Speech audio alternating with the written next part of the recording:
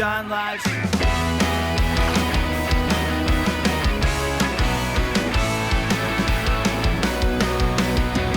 Hey friends, it's John again, Jesus' disciple and fishing extraordinaire. I'm back with another live stream for you, my dear friends, the church. I thought I'd start off today by telling you a story, a true story. A story about something that happened right after Jesus was risen from the dead. Gather around, dear friends.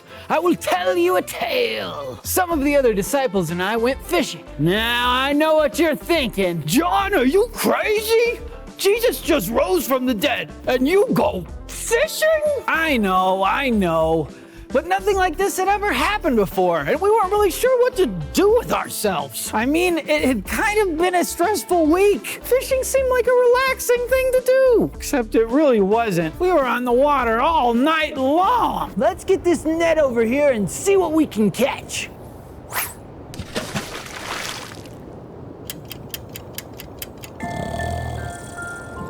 For hours and hours, we threw our nets into the water, and nothing.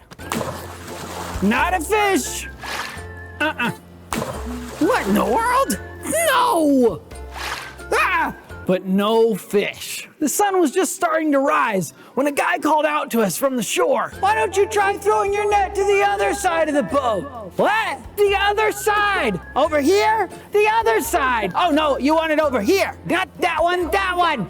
Okay, all right. Not that one, this one. The other one. No! The other side! At first, I didn't want to take him seriously. I mean, we've been fishing all night. If there were fish on the other side of the boat, don't you think we would have caught them by now? But you know, I've gotten the opportunity to see a lot of miracles in my life. So we did what he said. And all of a sudden... It's okay, I'm back. Our nets were filled with more fish than our little boat could handle. You see, I knew who the man on the shore was. I told Peter, it's the Lord. And crazy Peter, he threw me his jacket. He jumped in the water and he started swimming towards Jesus. Oh, don't worry about us, Peter. We can pull up all the fish ourselves, sure. When we made it back to shore, Jesus was there waiting with a campfire. He cooked fish for us, and we ate together. It was awesome. You know one thing I remember most about that morning? The sunrise. The sunrise was gorgeous. All night it was cold and dark and gray. There was only a few stars in the sky. But when that sun started rising, everything began to change. Light bursting through the clouds, shining on the water, making everything bright and colorful. Dear friends, I wanted to share this story with you today because this is exactly how Jesus is. He's just like that sunrise.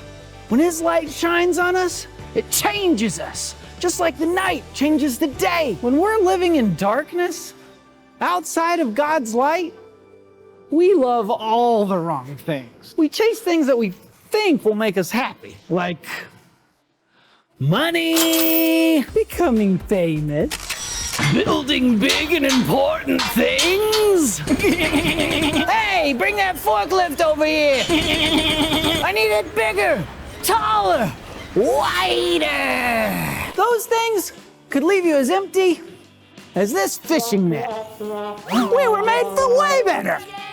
We were made to be filled up with God's love to the point that it overflows to someone else. Let's take some time to read some of your questions. Hey, John. What if I'm having a hard time loving someone? What should I do? What do you guys think? Wow, that's a tough one. Yeah, sometimes it is hard to show love to people, especially when they're mean to you, or if you're really busy with something, but they need help and you don't really want to stop what you're doing and help them, or when your best friend, who will remain nameless, asks to borrow your precious skateboard and then it returns with a broken wheel. But Jeremy said, oh, it's a mistake and maybe you can use it as a surfboard and a skateboard. Wait, I said he'd remain nameless. Did I just say his name? Whoops. I think about what Apostle John said about the empty and the full nets. When we feel empty and not capable of showing love to others, that's when you need to ask God to fill you up, and he'll do it. Not with fish, but with his love, right? And so if it's hard for me to forgive other people, then I'll ask God for his love to fill me up. Well, I definitely understand that, because apart from God's love, loving others could be really tough. To start, we'll have to go all the way back to the source. God loves me no matter what. My buddy Paul once wrote, "I pray that your love will have deep roots. I pray that it will have a strong foundation. May you have power together with all the Lord's holy people to understand Christ's love. May you know how wide and long and high and deep it is. And may you know his love even though it can't be known completely. Then you will be filled with everything God has for you." So dear friends, let's love one another. All right, well that's all for today. Thanks for tuning in. Want to learn more? Check it out for yourself in the book of 1 John. I'll see you next time. Peace. Bye. All right, let's check out 1 John 4. Here's how God showed his love among us. He sent his one and only Son into the world. He sent him so we could receive life through him. Here's what love is. It is not that we loved God. It is that he loved us and sent his Son to give his life to pay for our sins. Dear friends, since God loved us this much, we should also love one another. Wow, it seemed like John was saying that all love comes from God, and God showed us what love looked like when he sent us Jesus. So if we're going to love like Jesus, then what does that mean? I remember what John said, that when Jesus hung out with people, he helped them. When the disciples were on a boat and a scary storm hit, Jesus saved them by stopping the storm.